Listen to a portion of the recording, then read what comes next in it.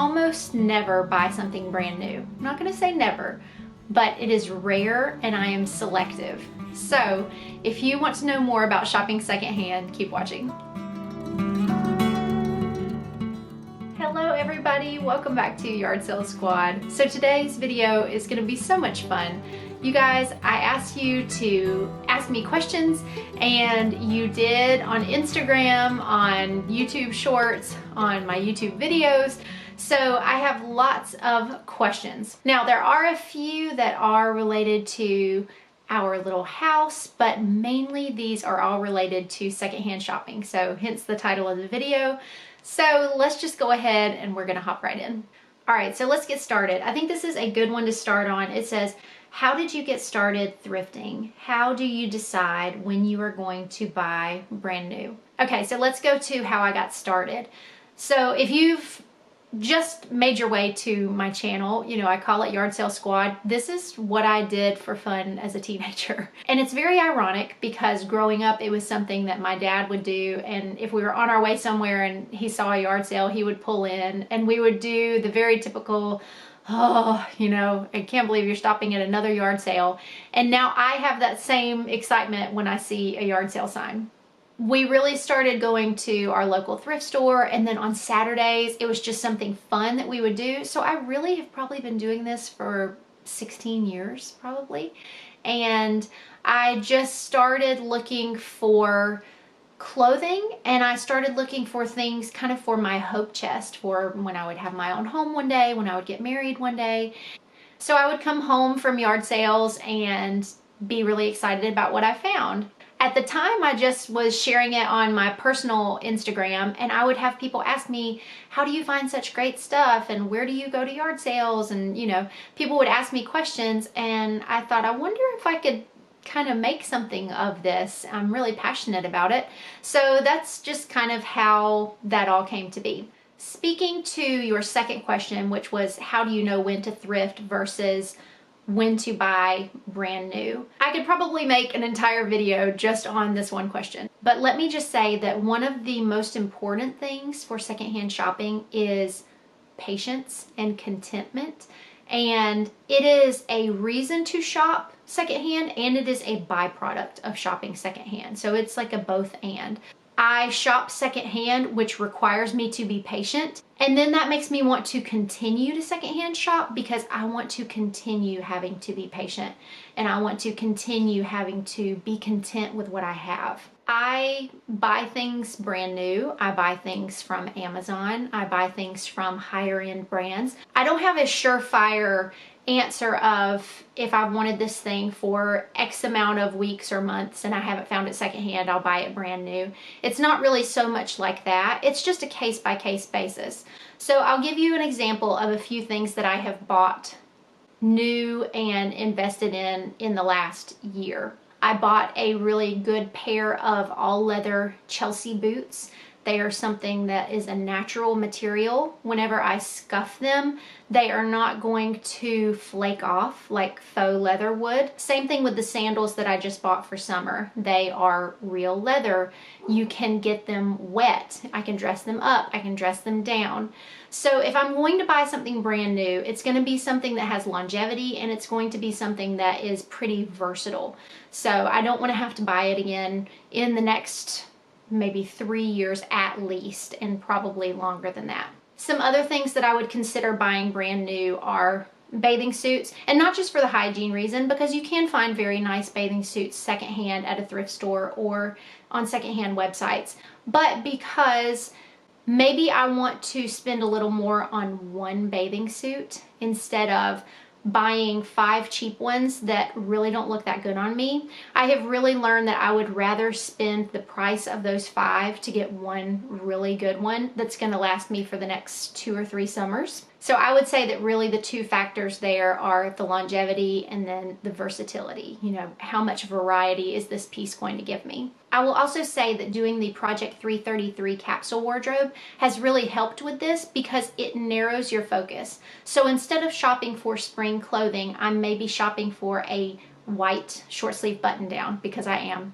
My son keeps coming and going, so I apologize if the light gets warm and very cool again. So now whenever I am thrifting for clothing, instead of looking at all of the spring tops, I'm really looking for a specific cut or color or pattern or fabric, and that really helps me to narrow down what I'm looking for. It helps with the distraction, but it also helps with, okay, I know I really want this. Do I want it bad enough to buy it brand new? And sometimes the answer is yes.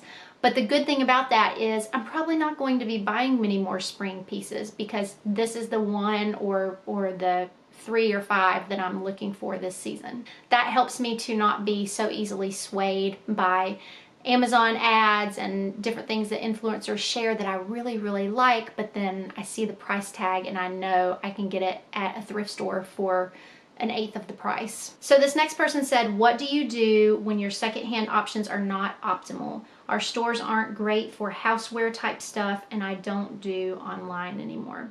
That is really tough. So I just want to acknowledge that that is very tough. Our local thrift store is really good, but I've been to some that just miss the mark altogether. And of course with yard sales, that definitely happens. I don't quite have the same approach as you because I do online shop, but I would say that it's limited.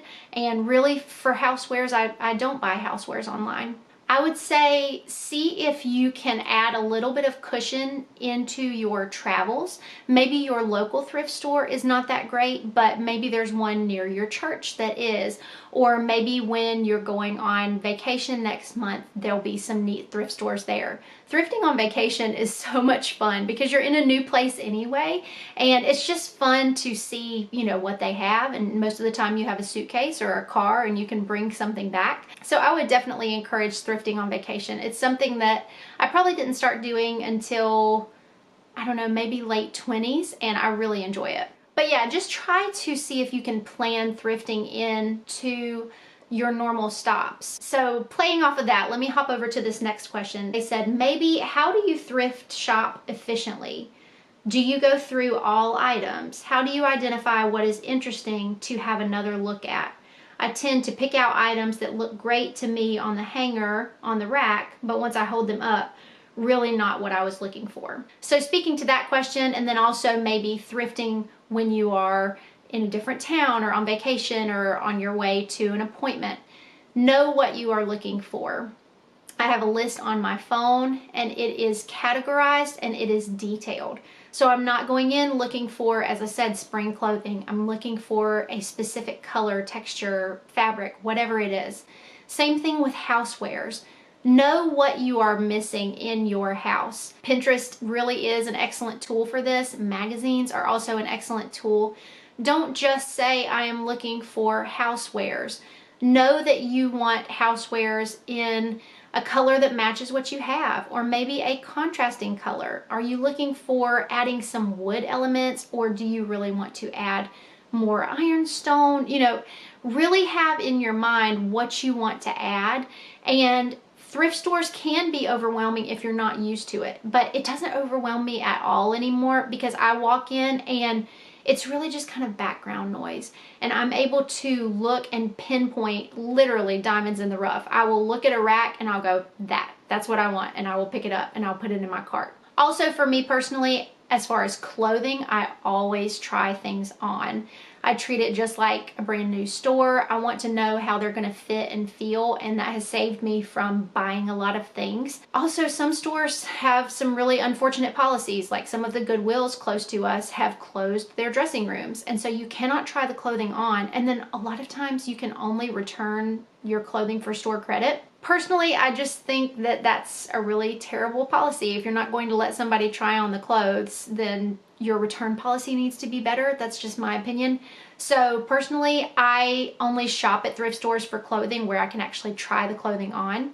And then when you look at yard sales, obviously you can't try them on unless you want to try them on over your clothing. But usually at yard sales, the prices are so low that I'll stand there and weigh it out, and I say, you know, if I've lost $1 on this item, it's not that big of a deal. I am really enjoying this. I hope that you guys are. This is so fun for me to talk about. I will also say, I've heard Michael and Smith mention this, and I agree with her totally. I do not always look at all sections of the thrift store. There are times when I'll go in and I am by myself and I have a coffee and I will peruse the entire store. There are times when I go in and I just look at kids' clothing, or I just look at housewares or clothing for myself. There are many, many times where I don't look at furniture at all. I don't look at appliances and tech type stuff at all. I usually don't look at books whenever I am with my kids because it just takes a long time. But yeah, I just gauge what sections I look at based on how much time I have. All right, this person says, how often do you go thrifting and how long does it take to curate a season capsule? I feel like I would need to be thrifting constantly to find cute clothes I like and in my size with 3 kids in tow. So I understand what you're saying. And again, it's just kind of a lifestyle that I just kind of have gotten used to over time. With children, it is hard. With children in tow, it is very difficult. If I can, I try to go when they are not with me, but it's not always possible. It's not always the case. I said one time that my keys for shopping at thrift stores with kids were stroller and snacks and a timer. So I would go in and I would kind of make a challenge for myself. I would have them strapped in so they couldn't go anywhere. I would have a snack for them and I would say, I'm going to give myself, 15 minutes or 20 minutes. And sometimes you can be surprised what you do, what you can accomplish if you go in with that mindset. But if they are with me, again, I have kind of a focused look. I have a focused idea of what I'm looking for. And I used to just shop for the season that I was kind of currently in, but now that I'm doing a capsule and I have a good idea of what I want each capsule to hold seasonally for me, if I'm shopping in April, but I see a really good sweater, I will go ahead and try it on, and then that way I know I've got a piece covered for fall and winter. Also, once you sort of get started, I am not somebody who is going to be changing over and having a whole new capsule every fall and winter.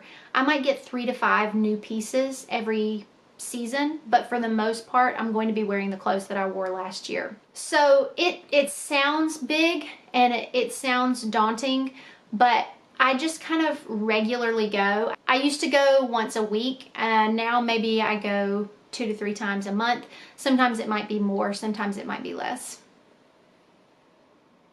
And as far as how long does it take to curate a seasonal capsule, it really is just a fluid, ongoing thing for me.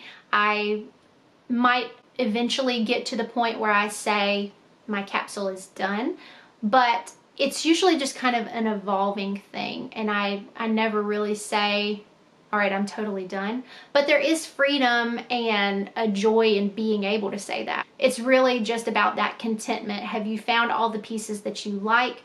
Can you make the outfits that you want to make? And if so, you say you're done, call it a day. You don't have to go thrift anymore for that season. I had another question that was very much the same as far as getting overwhelmed while thrifting at each section with the amount of things in each section.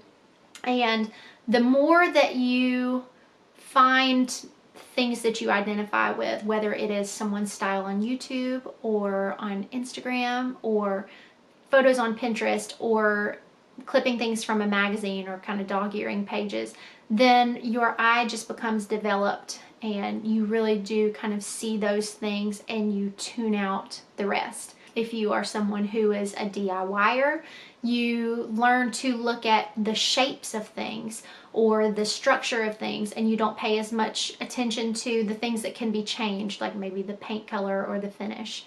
It is definitely a skill. It's definitely something that you get better at with time, but I am honestly more overwhelmed when I go to a retail store than when I go to a thrift store. Okay, this one says, besides the mouse in the bins, what is the grossest thing you've come across while secondhand shopping?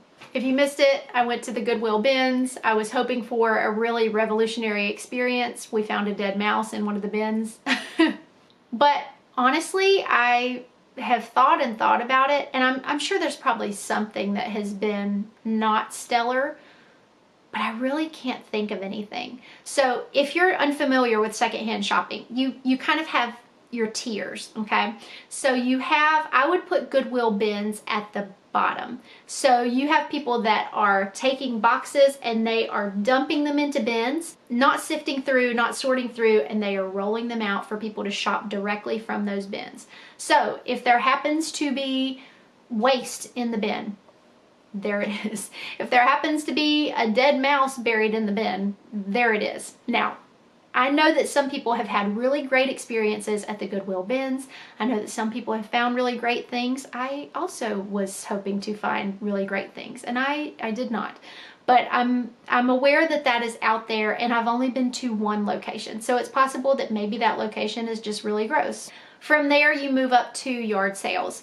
So even with yard sales though, most of the time, your average person is not going to be putting something filthy out for sale. And if they are, then they're probably going to say this needs to be cleaned. But as far as gross, I don't think I've really encountered anything. And then I would say above that is your standard thrift store. So your standard thrift store, you have a team of sorters in the back of the building that you never see. So they are going through the donations. If there is something that is soiled or something that is not going to sell, then they're going to take those things and filter them out. They're going to dispose of them. So usually in a thrift store, you're not going to be seeing something gross. Occasionally you may find something stained, but you're not really going to find something that's gross. So I think that speaks a lot to the secondhand shopping experience, that in my 16 years of doing this, I have only had one really poor one, and that was at the bins. Oh, what a time, what a time. All right, so I think those are all of our questions about thrifting. So let's move on to yard sale questions. So someone said, how do you find and pinpoint your locations for yard sales? All right, so there are 3 different ways that I find yard sales: on Facebook, on an app called Yard Sale Treasure Map, and looking for signs. So I'm sure that people probably list them in the newspaper. I don't currently get a newspaper, so that's not something that I see. But a lot of times people will list them on Facebook Marketplace. So I will just search yard sales near me, garage sales near me. You do have to be careful because people don't take the listings off. So if you don't pay attention to the dates, you will end up showing up for a yard sale that happened last week or 3 months ago. So you do have to watch that. The second one is an app called Yard Sale Treasure Map. This information comes from listings on Craigslist. So people will list their yard sale and then it will show up on a map on this app. So this is really nice because whereas with Facebook, you have to type it in and see where you are, you can actually zoom out and see, a 10-mile radius or a 30-mile radius, whatever you're looking at, and you can see where your yard sales are. It's really helpful whenever you're planning out your morning and you want to go to yard sales, but you don't want to drive 30 minutes in this direction and then have to turn around and go 20 minutes in this direction. It's helpful to plan your route, and then you can also kind of narrow down which ones are worth the travel versus which ones are not. I made some new yard sale boundaries whenever my kids were getting older and they weren't as willing to just sit in the car seat and take a nap. And I will link that video down below if you have young ones but you're wanting to get out and yard sale. I put some boundaries in place that have been really helpful. Somebody said, what about bathroom breaks or if you don't have enough cash? I've noticed some of the yard sales in my area accept Venmo. So yes, some of them do. That has become a more common thing. I try, if I can remember, I don't always remember, but if I can remember, I try to get cash throughout the week. I used to say I would try to go to an ATM, and sometimes I do, but you are really in such a better position to bargain at yard sales if you don't have a 20. If you have some dollar bills and if you have quarters, that's really your best friend. So I like to be set up with an arrangement of small bills and some change. I try to keep that in mind just throughout the week. If I'm doing something and I happen to get cash, then, I will have it. Or if I do need to go to the ATM, it's best to go earlier in the week and then kind of make some change from that, if possible. Now, as far as if I don't have enough cash, like if I find a large ticket item and I want to purchase it, I would probably in that situation just ask if they could hold it while I go to the ATM and get cash. And depending on the person, they might or they might not.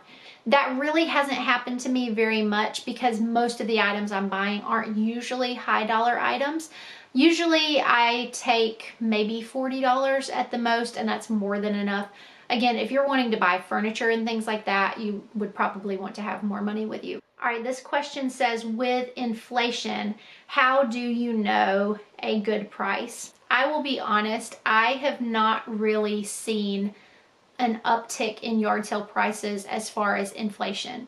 You are always going to have your yard sales that are reasonably priced, and you're always going to have your yard sales that are a bit ridiculous, to be honest. And so someone else said, do you ever find a garage sale with prices so high you just want to leave and not buy anything? Do you ever try to offer less with success? So you can kind of usually gauge the feel of a yard sale within your first 10 seconds of walking up by how you are greeted, by overhearing transactions with other customers, and looking at price tags if they do have price tags. There was another one a few weeks ago that they had a rack of clothes hanging up, and they had a long duster cardigan on the front of it, and it had a tag that said $15.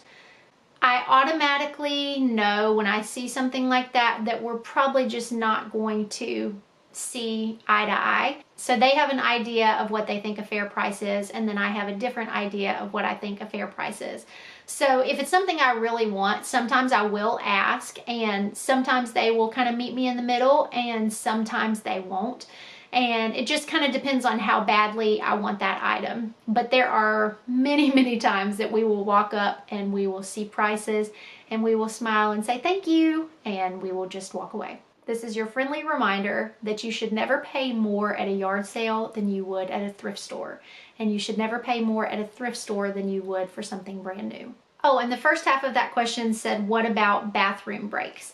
So as far as bathroom breaks, if you have kids, I would highly advise taking a little potty with you.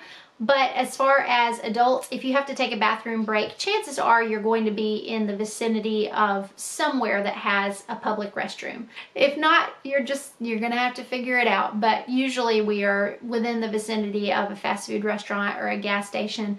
A lot of your yard sales are going to be at neighborhoods or in developments. Not always, but a lot of times that will be the case. So you're going to be in a developed area.